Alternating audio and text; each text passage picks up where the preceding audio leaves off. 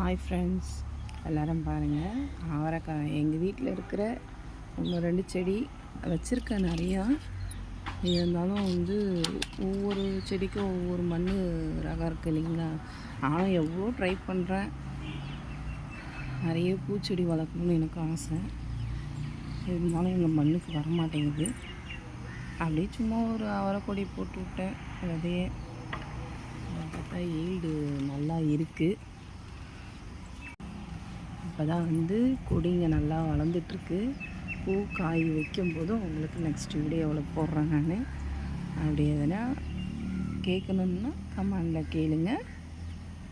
அதே மாதிரி பூசணி கொடியும் பாருங்கள், வாசலில் வைப்போம் பார்த்தீங்களா, அந்த பூசணி கொடி பாருங்கள், இப்போ தான் பூ வைக்கிது.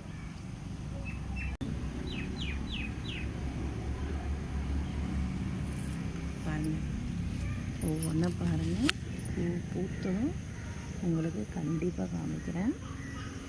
ஓகே, இங்கே பாருங்கள், முருங்கை பூ வைக்கிது, ஆனால் காய் காய்க்க மாட்டேங்குது.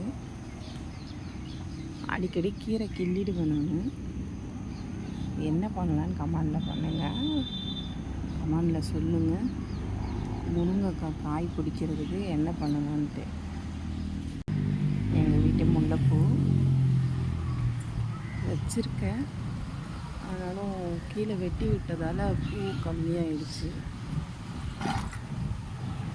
பார்த்தீங்கன்னா மேலே காய்க்குது. கீழே வெட்டி விட்டுட்டேன். மாடியில் இது நெல்லி மரம்.